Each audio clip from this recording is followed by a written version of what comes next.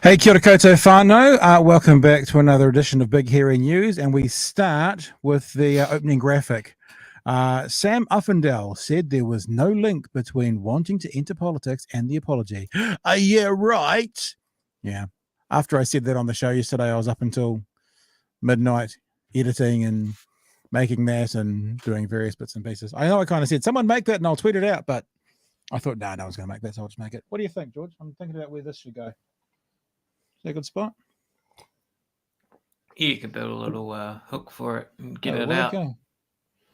Yeah, it will be ready for action.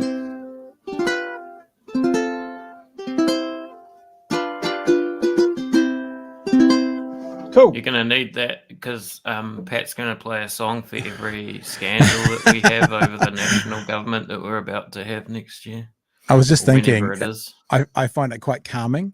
It kind of chills me out. So I brought it into the studio with me tonight because, you know, after, this as we say, the first of many to come, eh? It's going to be so exhausting. Well, I mean, we're just so you know, we kind of do two things in this show. We kind of don't do very much planning as to how we're going to do it, but we do a lot of planning in what we're going to say, if that makes sense. So we have a lot of notes. A lot of, as you've seen, always well prepped. Not entirely sure how it's going to come out during the show. So just before we start, I said to George, I don't know how we're going to start the night show. Got all this stuff. We'll see what happens. But what you've just said, George, makes me think about the clip from One News tonight, which talks about not just the scandal that's going on at the moment for National, but there's actually been quite a few of them in recent years. So maybe we will start with that. And you've just found our beginning for us. The other thing is the Discord is open. I was thinking we didn't really mention it being open last night. But last night probably would have been quite a good time to see if anyone wanted to jump in and have a chat. You're more than welcome to jump in and have a chat if you want on Discord. How it works is you come and say g'day, and I'll put the link in the chat, which you'll probably see 30 seconds after I put it in there because there's a delay, or you'll see it 30 seconds before I say it, however that works. Yeah, if you want to jump in and have a chat, you jump in there and then you put yourself into the waiting room. And when you're in the waiting room, we can bring you across for a chat at some stage during the night. Because to be honest with you, tonight's going to be quite a bit about what's happening with National at the moment and the response to it. So you kind of know what a good portion of the show is going to be about. If we have time, we will talk about Mar-a-Lago, the raid by the FBI as well, because that's fascinating. Actually, is probably the biggest news story of the day, but maybe not the one that most New Zealanders are paying quite a lot of attention to. So George, you and me kind of chatted last night. It was interesting. Not that I'm saying the rest of the media wouldn't have got there, but I felt like we sort of got the first bite of the cherry last night, which is quite nice about doing the evenings, to kind of go off on the subject matter. And it feels like that a lot of the media have sort of followed along after us. I'm not saying followed us as in heard what we've said and taken our points, but kind of followed on after us, because today's been wall to wall Uffindell FM and everything and everywhere. The sort of day's reflection for you, have you got anything you want to kind of kick off with, any thoughts around it that's come across your brain stem in the last 24 hours? No, really what I was saying before is really the feeling that I've been having is sort of just reminds me of it reminds me of what is to come, I guess, and what we've had in the past in terms of political scandals, and especially after the polls and just the general vibe, I think, of the country and sort of the pendulum of parliamentary democracy that we have. It's fairly clear that we're going to see a national led government, maybe with Luxon, if he's still there, which I don't see sort of why not. And just sort of the well, on the one hand, the tiresome and exhausting scandals that we're going to witness, and on the other hand, the more material stuff like gutting the Ministry of Social Development and selling what assets we have left, and that sort of general horror. Simon says already, I'm very disappointed. My local MP, Todd McClay, heading over the Sam, been on the committee, not disclosing his high incidents to the public, to the general public. Yeah, actually, in this TVNZ clip we're about to play, there's one incident where I think they're talking to one of the presidents or the president or one of the main people in the National Party. And it was the only time really today I've seen someone from the National Party literally running from the media, refusing to answer, which is quite interesting. I tell you what I've been thinking about the last day or so. And that's the idea that, look, we've all got skeletons in our closet. Yeah. We've all got things that we've done in the past. I was just telling George beforehand, I remember being a teenager, being brought home by the police at 2:00 in the morning because, there was 3 of us out there messing around and being silly and being loud. And there was never any charges that we knew. Well, actually the other guys did a couple of things, but nothing was ever serious. But we've all got things in our past that we mightn't be that. Let's put it this way. If you've got a 16-year-old, there'll be things that you did when you were 16 that you wouldn't want your 16-year-old to find out about. Yeah. Everyone's got those on some level, but not everyone's got this kind of violent offense in their background. This is something very different. And I'm just going to reiterate, although it hasn't been confirmed yet, so we've got to say that the idea of potentially using a wooden leg from a bed to beat a 13-year-old who is in their bed is to me at least, and look, if I'm wrong, tell me. If you think I'm wrong, tell me. To me at least, it feels like that's on a whole other level of skeletons in our closet. Yet the National Party is selling this off as like, everyone's done things, and we'll get into more details about this. But I think this comes down to 2 main things for me today. First of all, he hid this from his constituents actively. So he didn't allow his constituents to make an informed choice as to the person that they wanted to represent him. Right? That's the first thing. Well, actually, I should be careful. I'm not, because probably the first thing is the victim in every instance. But the thoughts that have been going through my head about this, I guess, politically, is he hid it from his constituents, right? So they didn't have the ability to make an informed choice. And the second thing is about nationals, including Uffindell as well, calls to be harsher on young offenders and harsher on violent offending and harsher on young beneficiaries. How many of those young people that National is targeting will end up with criminal convictions for cases, for crimes and cases far less serious than what Uffindell got away with, basically. He gets to list this as a mistake when others get a criminal record. And he basically got a form of informal diversion, which is kind of a legal thing, but his was more informal because his school just handled it. Informal diversion for an assault he committed. And on the same hand, and we're going to go into some of the details of this thing, and on the same hand, we're being told by this party about the danger of young offenders, what they're doing, ram raids, young people on beneficiaries. They're once they make a mistake, once their lives are kind of set in its path. And look, I know I am exaggerating a bit with that, but you'll get the gist as we go through all this stuff that we've got to talk about. Yeah, at the same time, they've got someone else who, if Uffindell had been treated like National is talking about treating young people in New Zealand today, he'd have a criminal record and he wouldn't have got a second chance. That's sort of the thing that I'm struggling a bit with today. It's a done deal for the young people today. Whether you're on a benefit at 16, and that means you're basically going to be on a benefit for the rest of your life unless National gets you off it, that's a done deal. But for Uffindell, it wasn't a done deal, because on reflection 22 years later, it was a mistake, just a mistake. And look at what a great man he is today. Yet the 16-year-old today, they're basically going, they're not quite saying throw away the key, but you get my gist. So that's what I've been reflecting on today.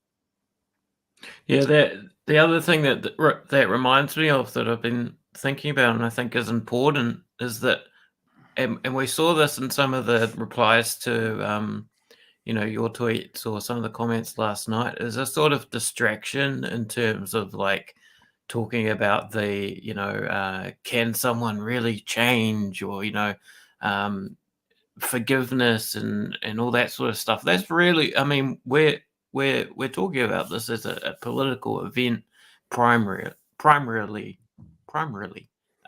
But I mean that, it's interesting, but it's like, fuck, everyone's done horrible ass shit, and they're different people now than they were. I think it's sort of like, and I noticed in some of Luxon's comments, he switches back to that, right? It is a sort of distraction to sort of discuss, like, 20 years later, that sort of thing, when that's not really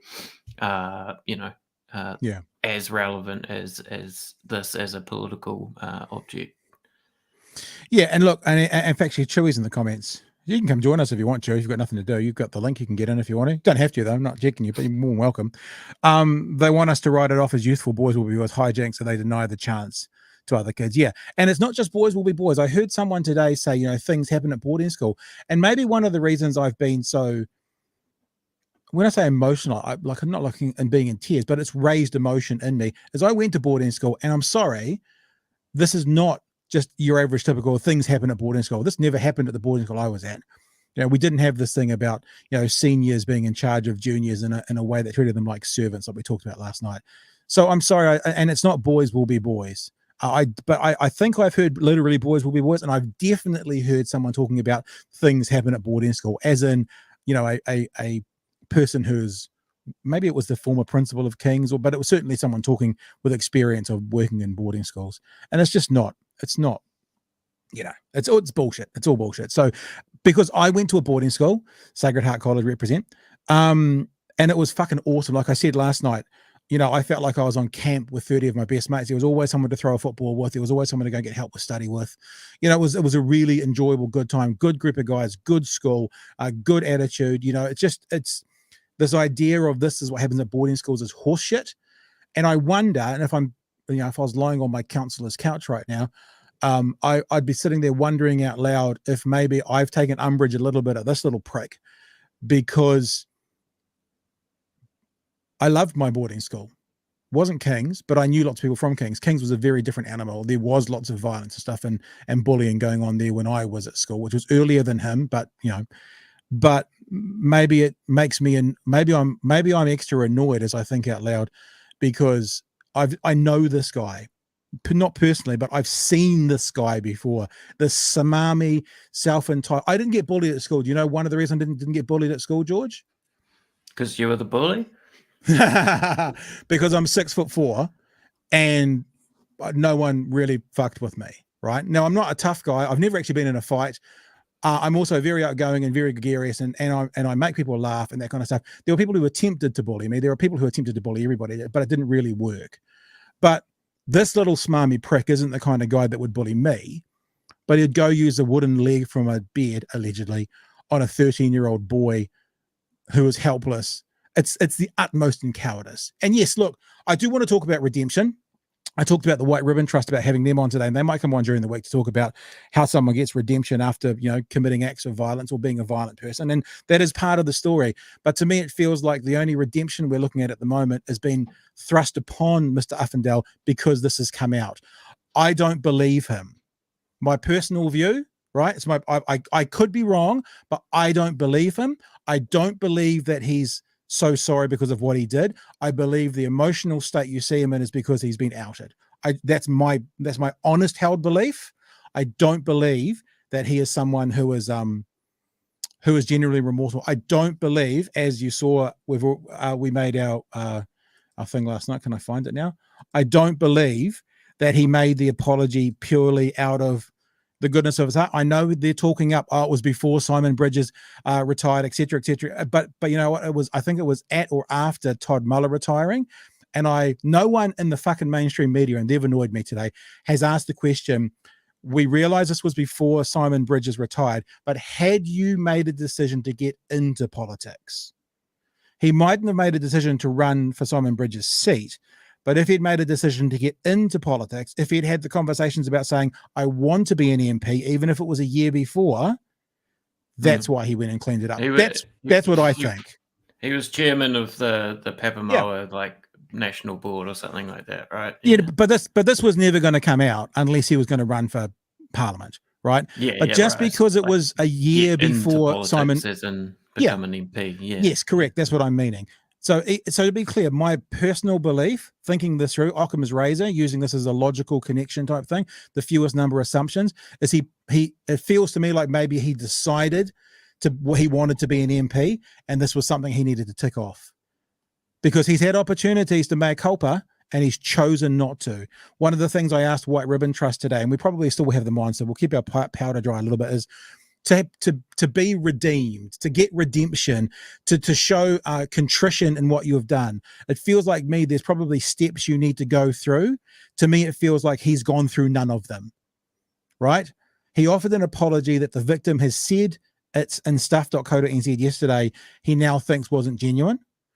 And it doesn't feel like the other, like when you see a White Ribbon Trust advertising campaign for violence, you see these big men on screen in tears talking to 5 million people about what they did when they were younger. There's a public statement. There's obvious attrition. They're not doing it because they want to, someday be in cabinet. They're doing because it's the right thing to do. It just feels to me, and I'm using the word feels on purpose because I acknowledge I might be wrong. I get that, but I'm telling you how it feels to me that this whole thing has been, the reason that he's showing so much contrition now is because it's come out, and the reason that the apology was made was because he'd probably made a decision at some stage, I want to get into government. That's my guess, and it is just a guess, but it's my honest held belief. National Party, they won't get this because they've blocked me on Facebook.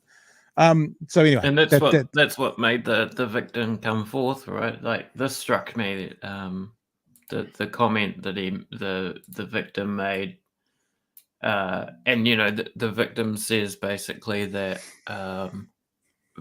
part of his sort of welcoming or acceptance of the apology was because he didn't realize that Uffindell was making a political sort of calculation and apologizing. And he says when he was sitting down to watch the news, he felt sick when he saw that suddenly this dude who had apologized to him, not sure how long beforehand, was there running for the seat in Tauranga.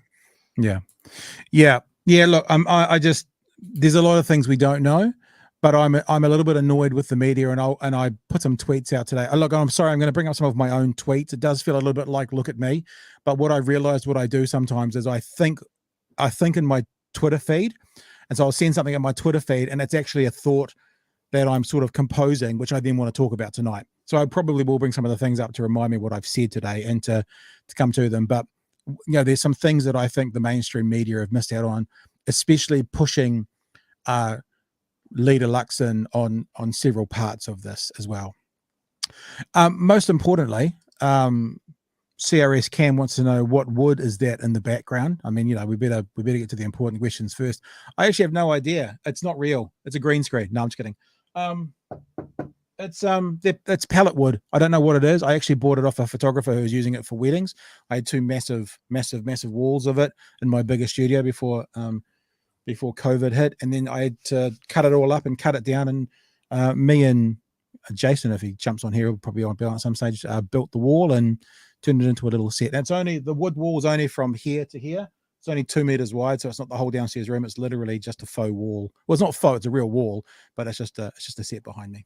So yeah. Anyway, right. Let's now that we've talked about this for already 20 minutes. Let's we're not going to get to all our stuff tonight. Trump will be tomorrow night. Let me just promise you that right now. Remember as well, though, if you want to participate, then comments in whatever you're watching it on. And we'll do our best to get to them. We'll keep an eye on them as well. So here's the story from One News. Let's start there, shall we? And then we'll jump around a bit and see what else came out today. The National Party spent the day in damage control after its newest MP confessed he'd been a bully and a thug. Sam Uffindell had earlier admitted violently attacking a younger student while at boarding school. It's raised questions over the party's process when selecting its candidate for the Tauranga by-election. Got to say as well, and this is I often talk about us, we can walk and chew gum at the same time, being fair. Groups and organisations always have flaws in their hiring process. I mean, TVNZ's just had a situation where their breakfast host has quit, has basically jumped before he was pushed Carmel Santa Maria. careful, we'll get our thing taken down again, because the process was poor. So personally, I don't think necessarily the biggest part about this conversation is the process that happens. It is a part of it. For me, this is really more about the character of this person and what they're all about. It is a part of the conversation. It's not the biggest part of the conversation because it happens. Processes fall over. It does happen. I'm not saying it's okay, but I'm just saying for me, it's not the biggest part of the overall conversation. Election. Deputy. There you go. Oh, it's just it shows incompetency because National has been big on sort of internal reviews about their selection process, like in their internal inquiry into the International's 2020 election catastrophe that highlighted weaknesses and errors in candidate selection. Yeah. All right. The political editor Mikey Sherman has developments. National's newest MP, sworn into Parliament just last week, now at the centre of a media firestorm. The last 24 hours have been awful, frankly. Really upsetting for everyone, my family, and you know what? They're self-inflicted, because this is something that I've done. As a I do struggle to be gracious, and look, I'm putting it out there that this might be more Irish than anyone else's, but so often with these comments in the last 24 hours from Mr. Uffindell, it's been like, poor me, poor me, poor me. Oh, but it's my fault. Poor me, poor me, poor me. Oh, but the most important thing is the victim. Poor me, poor me, poor my family. Oh, but that it just, and look, again, I could be wrong. I'm not saying that that's the answer, but just, again, it's how it's felt like to me. A lot of it's been so hard on me, victim, me, my fault. That's how it's kind of felt, some of the responses. Like yesterday, he was still talking about a silly mistake. I see that got knocked out of him at some, probably an inappropriate use of that phrase, isn't it? That got stopped at some stage yesterday, and silly mistake has gone away from his vocabulary today. 16-year-old at King's College, Sam Uffindell and 3 friends viciously beat a 13-year-old student after lights out. A self-described thug, he says it was the worst incident, but not isolated. I was effectively a bully, and I was a mean person, and there'll be other people as well at high school that I have hurt. He is not the same person that he was 22 years ago as a 16-year-old. And I think fundamentally when you think about this place of Parliament and 120 MPs in it, I think it wouldn't be very full if we all had perfect pass. The problem. That's something we're going to address as well. We'll let this finish out, but it's a quote that we've got later on here from Mr. Luxon.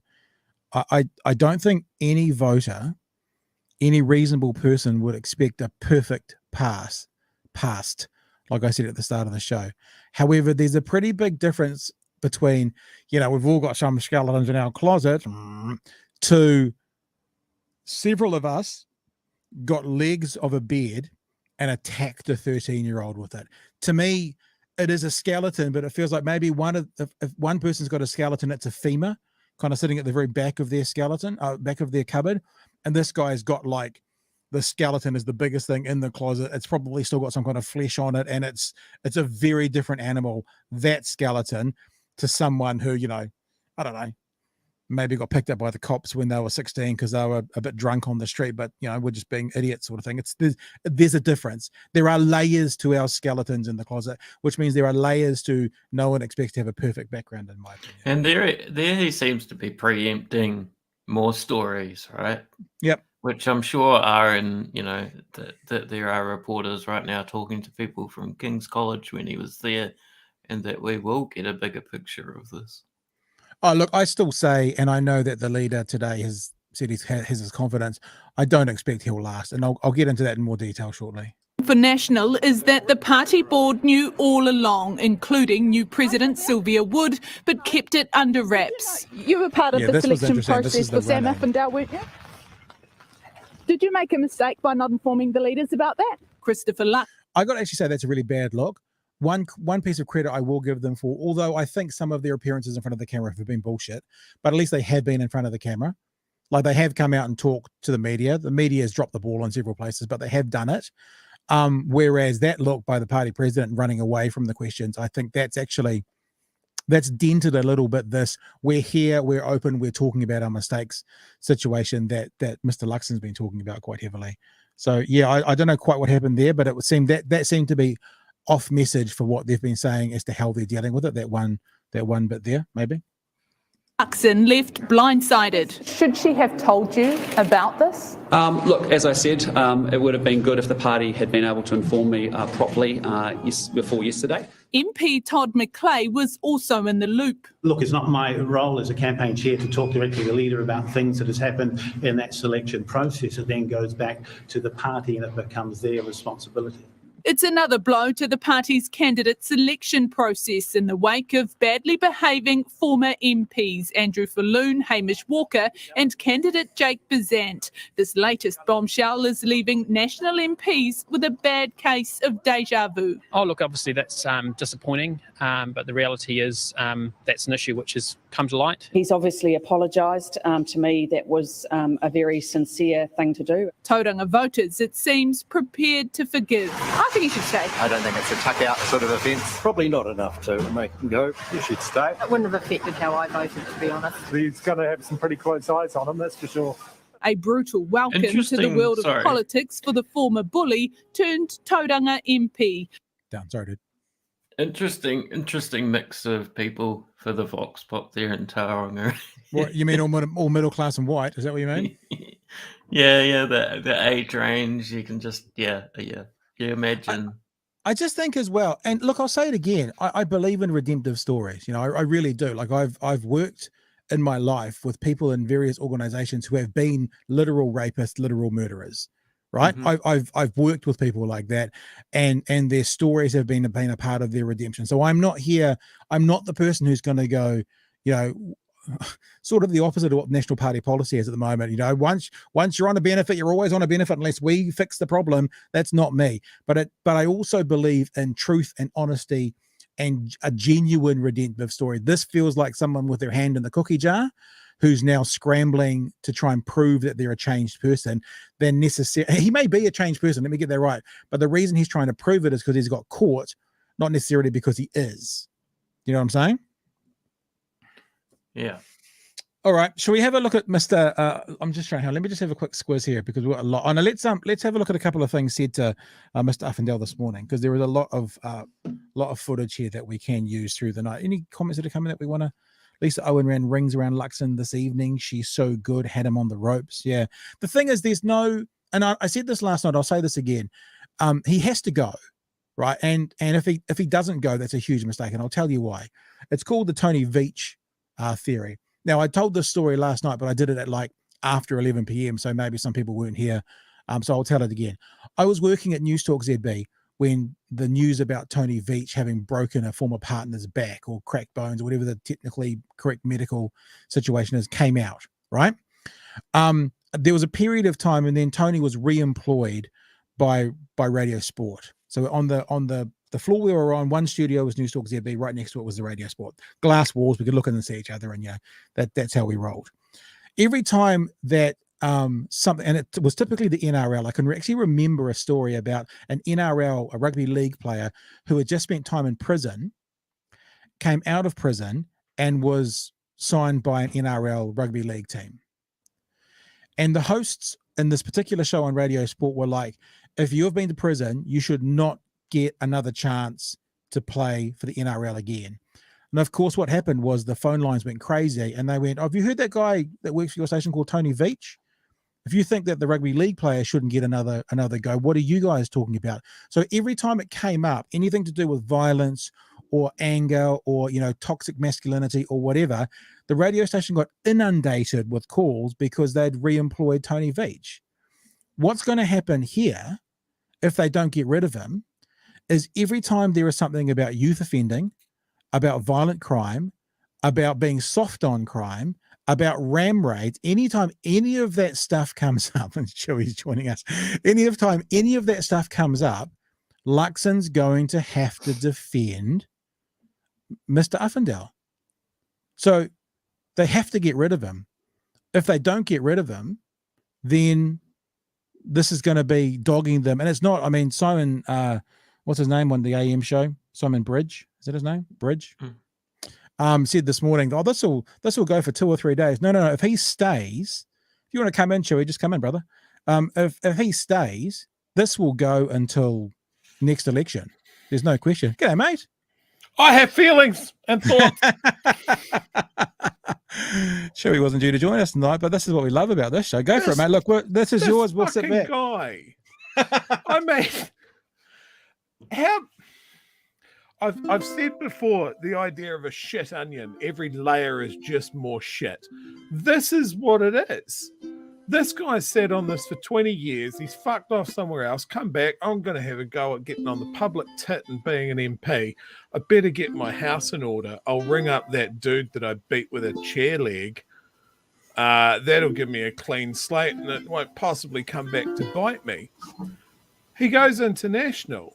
They know about it, but don't tell anyone. Well, hang on that point, and this is one of the things I was going to bring up for this conversation. Did they know? I know they said they keep saying he disclosed it. He was up front. He disclosed it.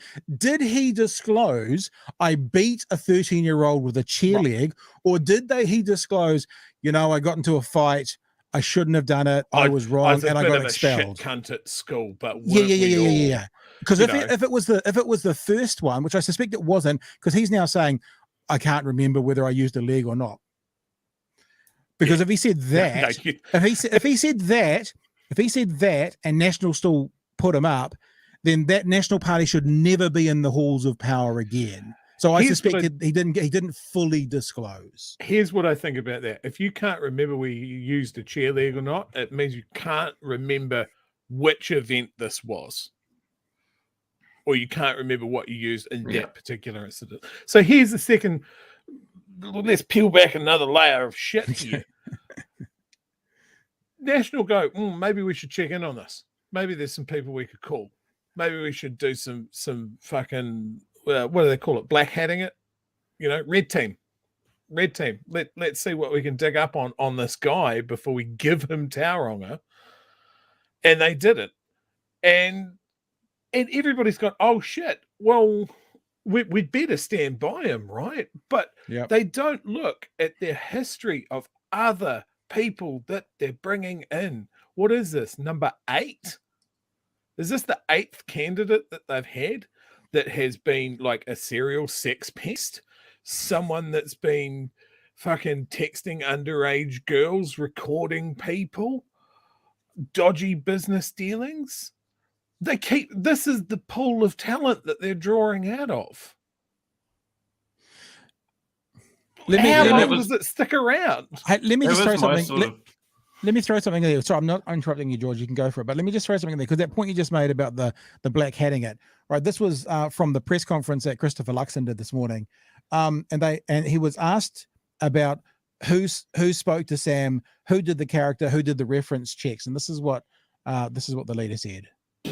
It did, as I understand it, involved discussions with people who have known Sam post-schooling and have been involved in different aspects of his life here and overseas. Would you not have expected, though? Would you not have expected to get some information about the incident in question from someone other than Sam? Well, Sam declared it pretty upfront, and it was pretty clear he'd been expelled from the school, and that was pretty transparent in all the conversations that the selection committee had 2 with expulsions. So hang on. So let's just be clear. Sam Uffindell declared it. He was pretty forthright up front. Yet they didn't talk to anyone at the school or anyone around the incident. They talked to people about his character who knew him after the event. So, in other words, they didn't do a deep dive, to your point, Chewy. George, you were going to say something? Yeah, I think like what Chewy's saying there about how this seems to be a pattern of people in the National Party or people in politics in general is sort of the point I was wanting to make last night and tonight when we talk about the maybe distraction in the discourse around redemption and that sort of thing. I see this more a case of a reflection on how power is maintained or how one ascends into powerful positions, and when a very popular way of doing this is through violent rituals at boarding school or university or whatever it is. And the other fact that they are then also double down, they're protected as well. That is almost a step in their career and their ascension to power. It's a very it's a fundamental aspect of power and politics is violence like this. Were I an unkind person, I would draw parallels to say that this is the type of shitty person that the National Party attracts. But I am not an unkind person, and maybe they've just had a bad run of luck. Much like with yourself, Pat, this has kind of touched a nerve with me. I was bullied horrifically through my high school career. Right. And I don't that's why you're a stand-up, any bro. of these pricks rising to the top. Like, he's just got such a punchable face. And you know, I read back his what do they call it? The speech that they give when they the maiden speech. You know, and he mentions like his sporting achievements and that sort of thing, and he was going to be tough on crime and all of this sort of stuff. What a crock of shit! Like, a growing culture of lawlessness, lack of accountability, a sense of impunity, and significant underlying generational social problems was one. You know how to line from solve his that, though? maiden address. The prefix. And kick people off the dole. Give the year 12 prefix tasers. How you solve it is you take 16-year-olds' benefits away from them. That's how you do it for 13 weeks. That's how you solve it. There is no way that this had happened at a public school to a brown kid that the cops wouldn't have been called and his life ruined. Yep. Like, that's exactly. I think that's exactly the point. Fucking bullshit. And if this guy's still here at the end of the week, then I don't know what we do. We riot. We break off our bed legs and go hunting for him or something. I don't know. I hear your anger there, Chewy, but I will just let people know that for comedic effect. For comedic hyperbole. Effect, talking about people are being punchable in the face, when that's sort of what we're talking about. We're tonguers in cheek. You know, I don't want you to lose another Twitter account there, Chewy. Hey, let's have a look at this, because someone made a very good point about Mitiria Ture and how she committed an act, which again was never charged for, was never criminal conviction for. I think that's right, isn't it? But did something which was against the law, and had to fall on her sword for it. There was comments to Mr. Luxon today about Mitiria Ture and the sort of parallel, not between the acts, but between someone who was doing something illegal so they can get food for their children, and someone who's done something illegal, which was an assault on a minor. Actually, if he was 16, he's probably not. Could he be charged as an adult? Either way, you know what I did today? I looked up the average height of a 13-year-old and the average height of a 16-year-old, and there's about a 7-inch difference. So I don't know about you guys, how much taller you are than your partners, but 7 inches is a lot when it comes to size of someone. So think about that. Think about an adult male-sized person against a 12, 13-year-old sized person. That's the other thing about the cowardice of this thing. It's repugnant and disgusting. And the other thing is, he may have been a bully, but isn't it funny how he acknowledges that? Isn't it funny how bullies very rarely go after the people bigger than them? Wonder what that fucking means for the National Party. What about that? Yep. How often does the National Party go after the people who are bigger than them? They like to pick on the little people, but maybe that's the reason that these people are gravitating towards National. I don't know. Just an existential thought there, guys. Yeah, right. So there's a theme of the right? Is you go after the dole bludgers, but the fucking millionaires and billionaires, you don't touch them. Yeah, go after the small people punching down. Your donors. Yeah. All right, let's have a look at this little clip. This is talking about Mitiria Ture, and this is the bit that Luxon talked about earlier that we played the clip of, where he talks about, everyone's got a past. And this is the full clip, though, so let's have a listen. So your understanding that Uffindell has committed a crime. How is this different to the situation when Mitiria Ture was held out of Parliament for admitting a historical crime? One key difference being that she was trying to feed her children. Yeah, so this is a 16-year-old young person who clearly was expelled from their school. We're not talking about criminal behaviour here, criminal activity. What I'm saying to you is it's a serious incident, no doubt about it, and it's totally unacceptable and abhorrent. Unacceptable and abhorrent. And so essentially, what we're saying here is, I'm not condoning the behaviour at all. I've been really clear about that up front. There is no place for violence whatsoever. But what I'm saying to you, What I'm saying to you is Sam Uffindell has changed from the 16-year-old teenager that we saw that was expelled from school 22 years ago. We have had assurances. We've gone through. So that's the point. Now I'll finish playing this clip. There's a bit more of it, which is the thing about the 120 MPs. He's been given the opportunity to change, right? It wasn't a done deal for him because he had, I'll use the word privilege, of just being shuffled off to another private boys' school. At the same time, him and his National Party colleagues are trying to make various laws and regulations for young people today that would be a done deal. If you're committing an offense as a teenager today, you've got to be harder on crime. If you're a teenager today and you're on a benefit, we're going to kick you off it. So this is the thing, this is the hypocrisy. And I've been talking about this for weeks now. It actually started way back when I was talking about David Seymour and ACT. You know, David Seymour and ACT can find a loophole in the system where it's okay to discriminate based on disability because that's required, but it's not okay to discriminate based on race because that's not fair. The National Party say, you know, Labor has got too much bureaucracy, too many public servants, they're spending too much money.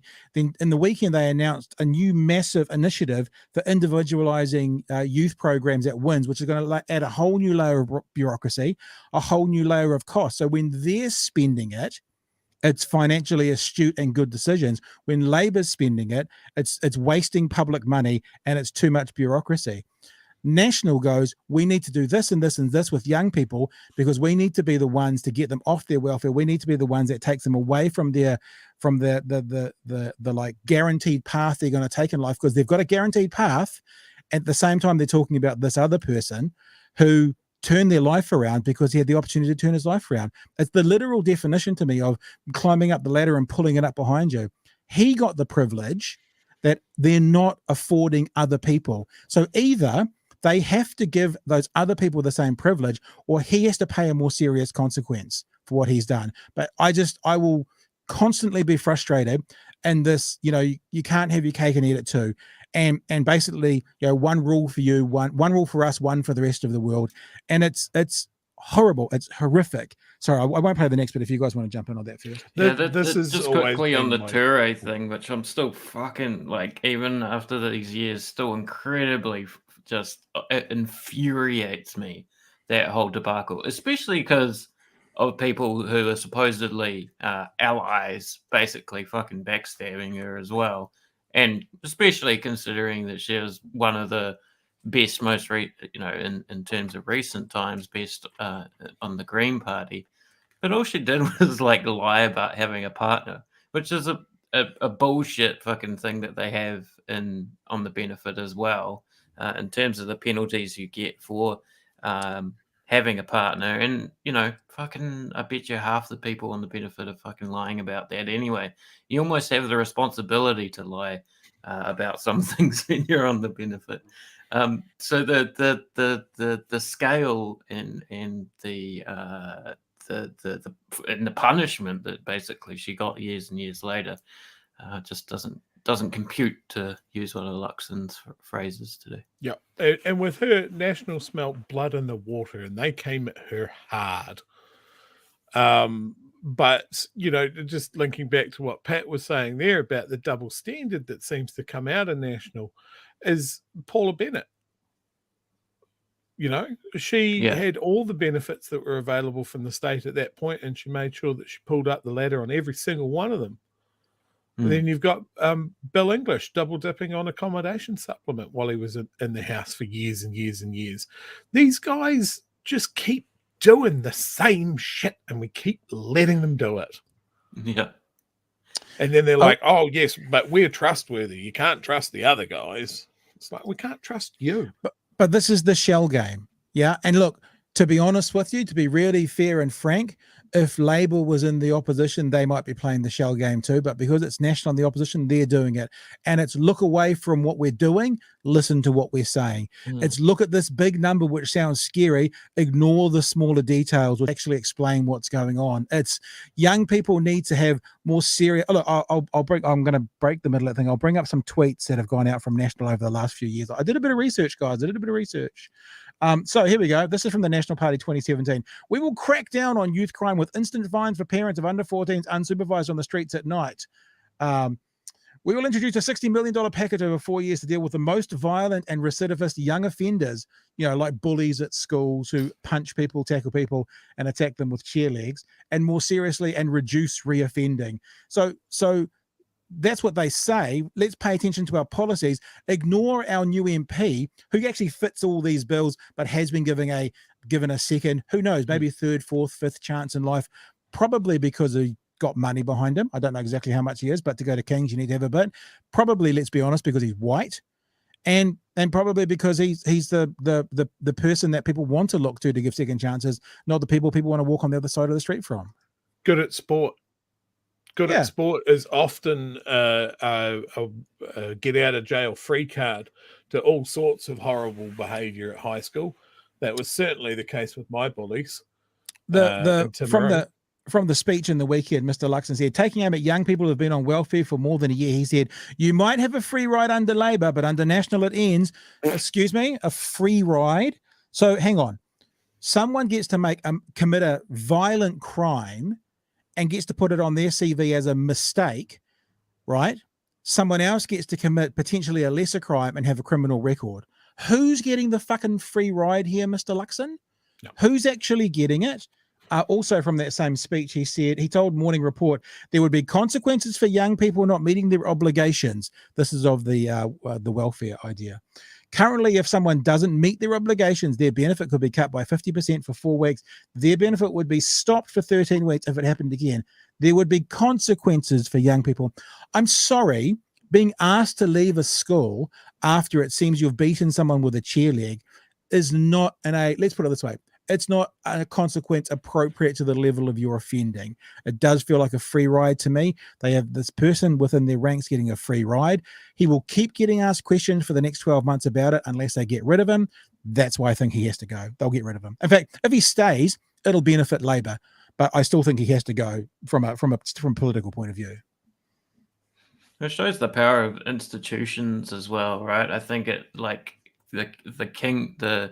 the variable of being at King's College here is a very important one in terms of not facing consequences. And I mean, schools for a lot of the time do try and keep things in house, and I think there's you can argue definitely benefits to that. But when things are reaching a serious level, I imagine in other schools, it does, if not involve the police, involve some sort of other sort of institution that looks out for the welfare of kids at school. Yeah. I'm just bringing back up the billboard because Ayrton's jumped on and said some good TUI ad content with those tweets there, Pat. So, Sam Uffindell said there was no link between wanting to enter politics and the apology. Yeah, right. Sorry. There is, even if you're telling the truth, Mr. Uffindell, there is nothing you could do that would convince me that is actually the truth. Because that's the other thing, right? We've talked about this a lot. Politics is so much about optics. The optics of this are you apologized insincerely to a victim because you'd made a decision you wanted to get into politics. Even though you weren't going for a position there and then, you'd made a decision you wanted to, and so you realize you had some shit to clean up, which doesn't seem to have gone quite so well. Let me also speak to this idea of having character, and I'll just jot this down up here. Mr. Luxon kept talking about Sam Uffindell's character, and how he's a person of good character.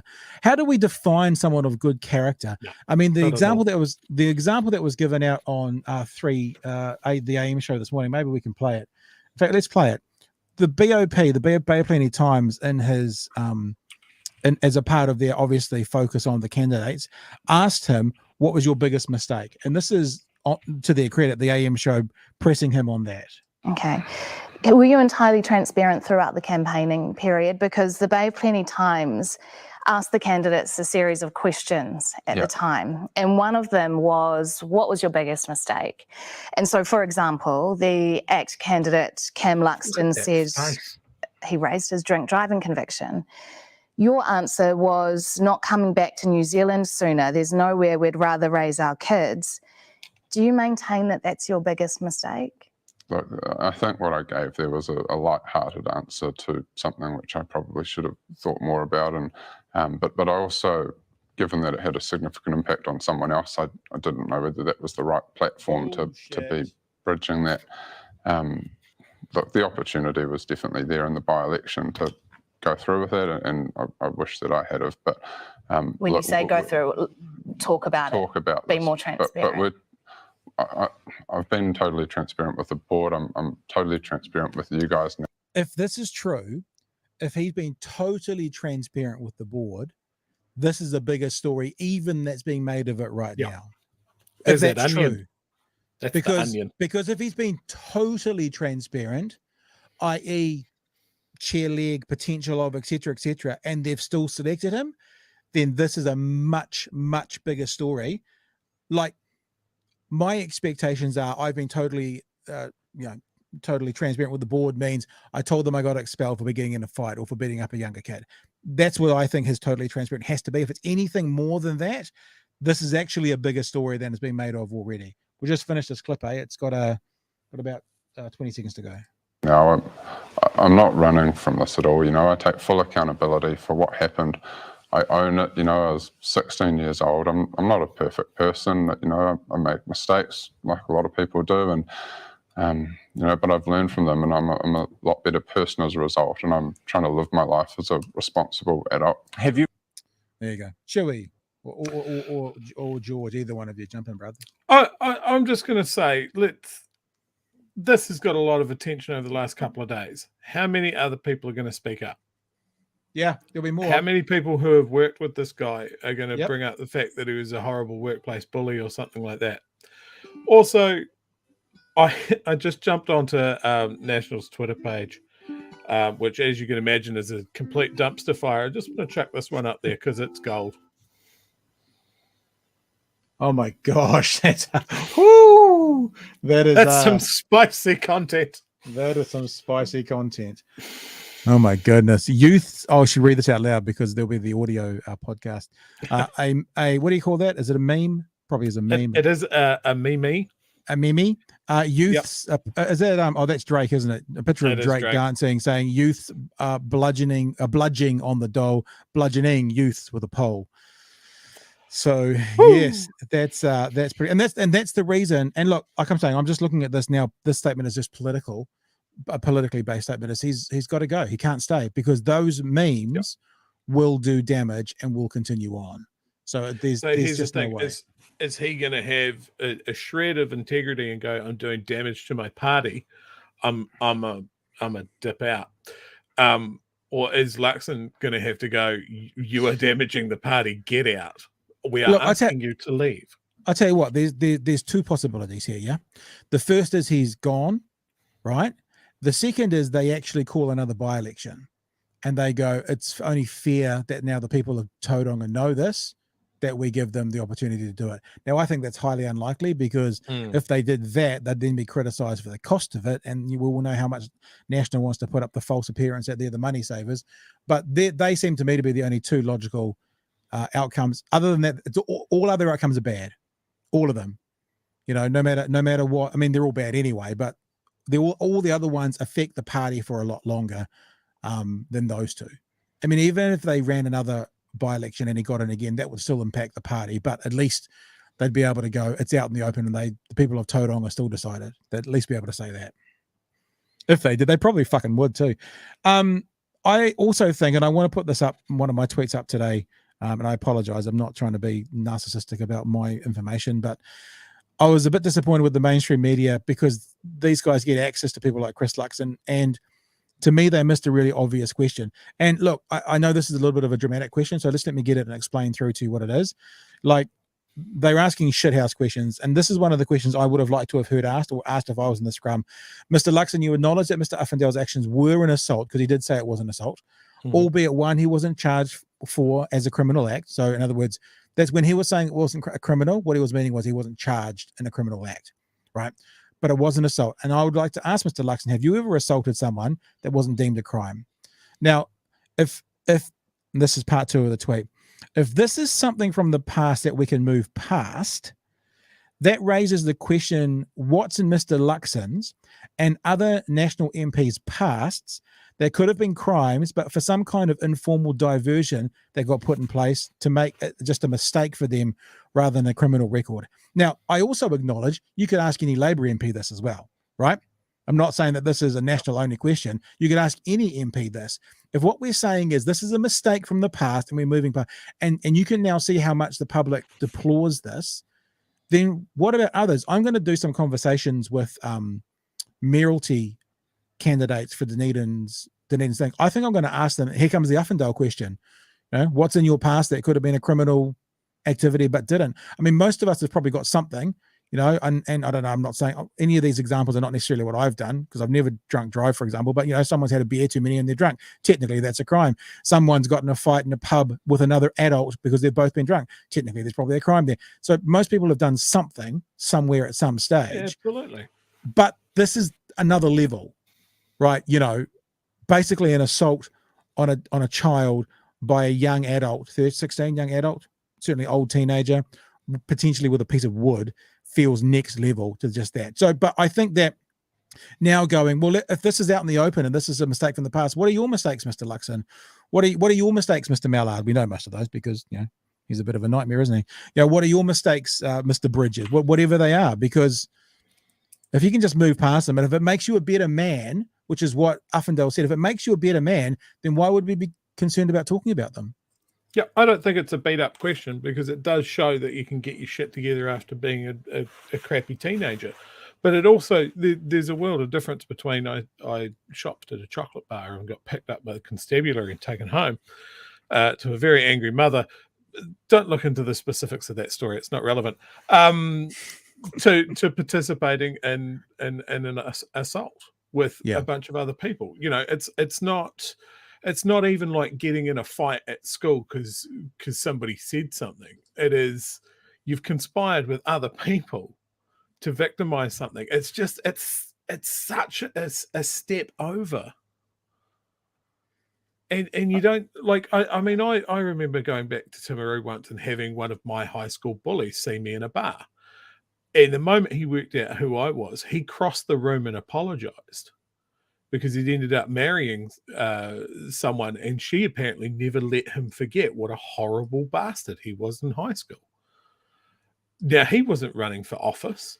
There was no other ulterior motive.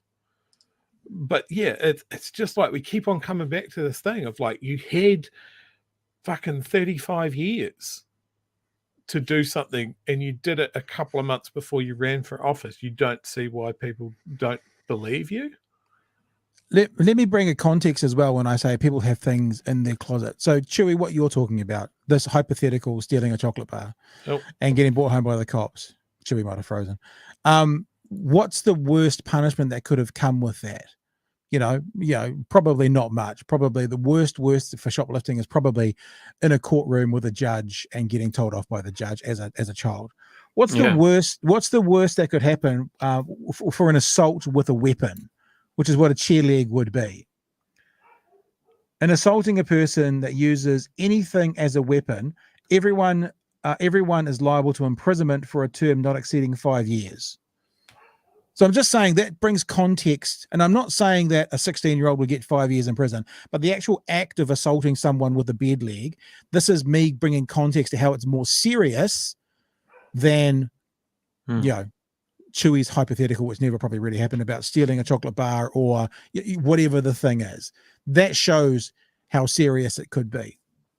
Yeah. I mean, as someone who has had minor offences like that, it does, like, well, thanks, you know, Nandor for the Clean Slate Act, because that sort of saved me. But it sort of affects your job, sort of prospects and that kind of thing. Whereas, you know, someone who you know, systematically partakes in a bullying culture at a high school becomes our politicians. Just you to were reiterate a question there before my computer shit myself. Oh, what were we just saying? I was saying something about something. It was a very, very important and well worded comment. Oh, I was talking about, Chewy, I was talking about what's the word, and I won't repeat it because I've just done it. When we're talking about different skeletons in our closets and the different serious nature, I was just saying, what's the worst that could have happened to you, hypothetically, for stealing a chocolate bar from a thing? Well, the worst that can happen to someone when they assault someone with a weapon, according to the Crimes Act of 1961, is a term not exceeding 5 years in prison. So I just wanted to bring context to, and I'm not saying a 16-year-old who did that would get 5 years. We're not saying that. I'm just saying that just shows the disparity there is between what skeletons people can have in their closet, and everyone's got a past. This thing we're keeping on hearing. In fact, I feel the need to possibly play that now. Gosh, what freaking clip was it?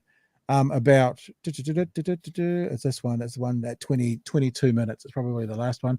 Now think about that. Think about committing an offence that could end up being up to 5 years in prison, and hearing Mr. Luxon talking about all the other MPs, a little bit of whataboutism going on here. Through reference checking, the Sam that I've got to know has been high integrity and is a good person and of good character. I honestly would put it to you, if you think that is, that if you go into the House of Parliament and you look around those 120 MPs and you think about each and every one of those individuals past and say that they cannot be there because of things they may have done, as long as they have changed, as long as they are of good character, and as long as they are good MPs, they deserve a second chance. So now I actually not a third chance though. But I actually still think that someone who does commit assault with a weapon could be a perfectly good MP. I'm not actually saying that negates them altogether, but there needs to be a process to get there. There needs to be a process of what redemption means. There needs to be work done. You need to do the hard mahi, and that's more than a fucking phone call, a 5-minute phone call, because you've decided you want to get into politics. There needs to be more work done to get the privilege of being able to go in with a more tainted past than anything else. And so my point is, and it's just an opinion, because I don't know the heart of this man, it doesn't feel to me like the mahi's been done. It feels like the words are being spoken now because he's been outed. That's what it feels like. There's a bunch of people out there that have come from really questionable backgrounds, done horrible things, been in gangs, that sort of thing. They've turned their life around and used that as a point of integrity. They acknowledge what they were in almost everything that they do from that point on. And it's not what this guy's doing. Yeah. He's not showing it. I think Politikiwi's nailed it as well. It's like including letting people know what happened prior to being elected. Right. That's accountability first and foremost. Let me say as well, one of the things that we've been sort of nutshilling today is about them pulling up the ladder. This is a quote that Christopher Luxon said in the messages we've been seeing. Yeah, he says this: "What I'm saying to you is Sam Uffindell has changed from the 16-year-old teenager that was expelled from school 22 years ago." Right? That's what was said. But that's what was said. Now, this is my perspective. Now, let's kick all those teenage beneficiaries off the dole, as there's only one path they can take. No chance of redemption for them. Now, you can keep doing that. Same quote. What I'm saying to you is Sam Uffindell has changed from the 16-year-old teenager that was expelled from school 22 years ago. Now, let's lock up those ram-raiding young offenders. They're never going to change, are they? That's the hypocrisy that, to me, it smacks of privilege, and it smacks of just, boys in the room just making rules for themselves while they punch down. Yeah, literally. Yeah.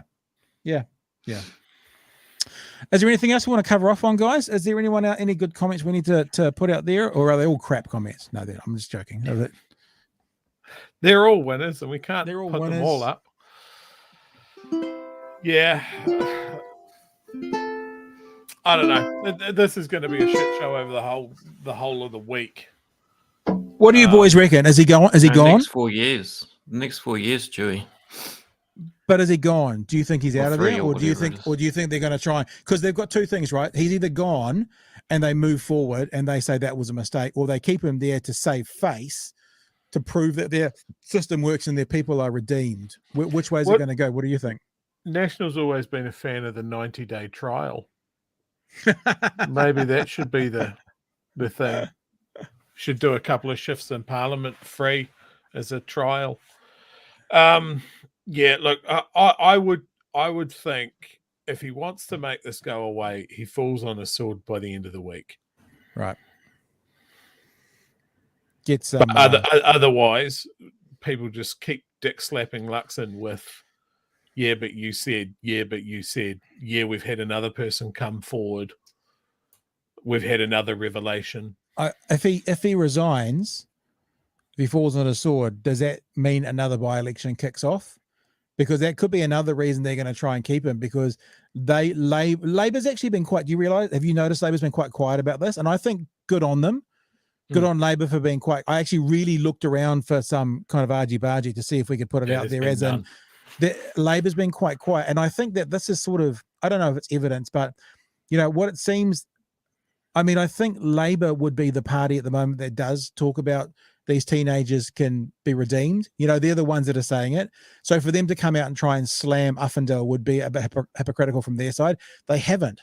So it's almost like he says, thinking out loud, Labor's standing by a young 16-year-old offender who's turned his life around, whilst National is trying to fuck over the young 16-year-old offenders, yet letting this one get away with it. Do you know what I mean? It's almost like Labor's continuing to do for Uffindell what they want to do for the 16-year-olds now, whereas National is giving Uffindell a special privilege while they're trying to fuck over the 16-year-olds now. So it's kind of, so I think good on Labor for not making a meal of this, because I think it could have been, I would have certainly called it out as hypocritical, and they haven't done it. I just wanted to answer Simon and Politikiwi's question. It's 6 months. If it's within 6 months of a general election, they don't have a by-election. So what I was going to say, therefore, if this triggers another by-election, then what they're actually doing is giving fodder to Labor. Look what you have cost the country, National. I thought you were the guys who are, not trying to waste money on bureaucracy. You've just triggered it because of your selection process. That would be valid for Labor to attack National on. Uffindell, they probably need to leave alone, and it looks like they have. So that could be another part of the process. You talk about net positives. I wonder what the net positive is for riding out to the election with Uffindell, or taking heat from Labor for the next, although they're 12 months away, they might take heat from Labor for a while, but then it'll be forgotten about by the middle of next year. I don't know. It'll be interesting to see. I mean, we already know that they've got 3 other white guys in blue suits that they could swap out at will. It's like a Lego set over there, but who knows what they've done. Look, I think I would agree with you, Pat, on different reasons. I think Labor can probably just stand back and go, well, we had nothing to do with this. We don't need to associate our name with any of it. Just let it happen. Yep. All right. Hey, should we, thanks for jumping in, mate. That was a bit of fun just to see. It's like when someone knocks on your door and you go, I haven't seen you for a while, come in for a beer. Hope the missus is all right with you coming in and hanging out. You're not ignoring her for the night. No, not at all. All right. Well, we're wrapping up now. Is there anything else before we go? Because I think we're done. Oh, the thing you haven't spoken about tonight, I assume. We won't kick this off, but just made my heart sing. Donald Trump getting raided by the FBI. Yep. Look, we had it up our sleeve. We had it up our sleeve right here. You say I'm not gonna play it with sound on it because we're not going to get into the story now. But I'm assuming we might see you tomorrow night, too. And if we see you tomorrow night, absolutely, yes. Then maybe we'll kick off with. I mean, it depends what happens with Uffindell, because it is a pretty big New Zealand story at the moment. But if not, I feel like, how I sometimes make clips of these. This is basically one 60-minute clip. So I don't know if there's any clips coming out of this episode, because it's pretty much one topic and it's gone all the way through. But I'm sure we'll pick up on that tomorrow night. For people who don't know this, well, I guess you must be living with your head in the sand. My understanding is when Trump left the White House, he took a whole bunch of security, like secret files with him that weren't supposed to leave the White House. And he took them, I think it was either 15 or 50 boxes of files with him that were not supposed to leave. And the FBI has just raided his Mar-a-Lago home. It appears from the stories I saw today to find those boxes. So where that will lead, holy crap, who knows? I guess that means technically we've now talked about it. So my introduction graphics are correct because we've talked about Trump. Yeah, I mean, we'll pick that up. I guess by tomorrow we'll know a lot more as well, shall we? Yeah, my favorite part about it was the story that apparently he printed out a document so he could tear it up and try and flush it, because that's how you get rid of documents. Yeah, print to shredder. It's an old CIA technology. You press the print to shredder button. All right, guys. Hey, thanks for joining us, Chewy. Thanks for jumping in, No worries, Chewy. Thanks, George, for tonight as well. And for you guys joining in, we appreciate you being with us tonight. We'll catch you tomorrow night from 10 o'clock for another edition of Big Hairy News. Until then, hooroo!